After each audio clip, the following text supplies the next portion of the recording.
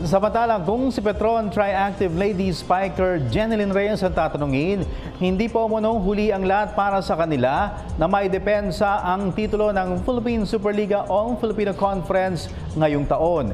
Kahit paggaling silang sa talong kontra F2 Logistics Cargo Movers sa second round ng game preliminaries. Narito si Arian Malyare para sa kabuuang detalye. Determinado ang Petron Triactive Lady Spikers na mapanatili ang titulo ng Philippine Superliga All-Filipino Conference ngayong taon. Ito'y kahit pa bigo sila kagabi na maipanalo ang kanilang laro kontra undefeated F2 Logistics Cargo Movers sa second round ng preliminaries. Lumasap ang George Pascua mentored squad ng 5 sets loss 20-25, 25-23, 25-22, 18-25 at 8-15 na pinangunahan ni Bernadette Ponce na nagbukol ng game high 19 points na nagmula sa kanyang 12 spikes, 3 blocks at 4 service aces.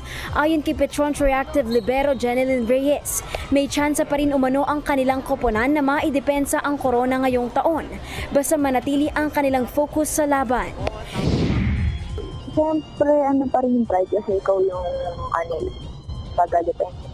Siyempre, ito pagtatrabahuhan namin para makarating pa rin sa finals. One game at a time, kumbaga, focus every game. So, yun po muna. Kailangan kasi, siyempre, lahat ng teams talagang ngayon, magaling na lahat. So, siguro, kailangan lang talaga namin paghandaan every game. Dagdag pa ni Reyes, kinakailangan umano nilang mag-step up lahat sa Petron para makamit ang kanilang target na back-to-back championship. Petron team ngayon, puro bago, kumbaga, pa rin sa adjustment. Pero, siyempre, mas mahalaga talaga yung communication and teamwork sa loob ng court. Yun talaga.